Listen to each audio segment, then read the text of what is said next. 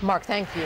New details at 5. Sentenced to die, Boston Marathon bomber Dzhokhar Tsarnaev will be executed as punishment for the April 2013 attacks. Victims' families and Tsarnaev himself spoke during the sentencing hearing in federal court in Boston. An emotional day for many tied to the bombings, including tears from the bomber himself. NBC 10's Adam Bagney monitored all of today's developments inside and outside the courtroom. He's live now with new details tonight. Adam?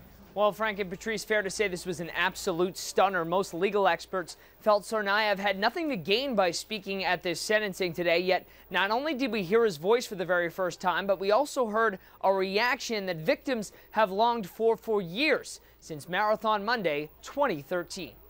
It's a sign of Dzhokhar Tsarnaev that many thought we'd never see. The Boston Marathon bomber emotionally apologizing this afternoon just as he was being sentenced to death.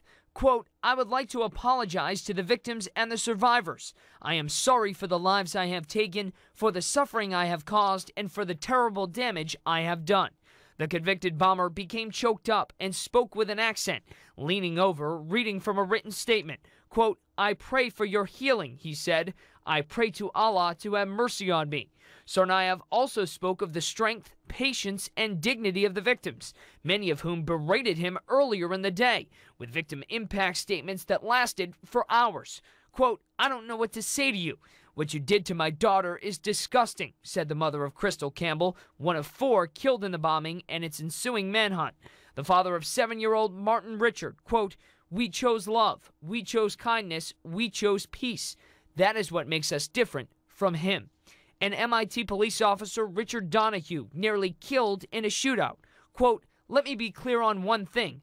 I'm still standing." Today really was a day, not just for the conclusion of this piece of it, but really for the victims to have a voice.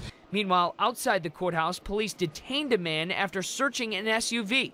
Authorities removing a meat cleaver from the scene, but have since provided no other information.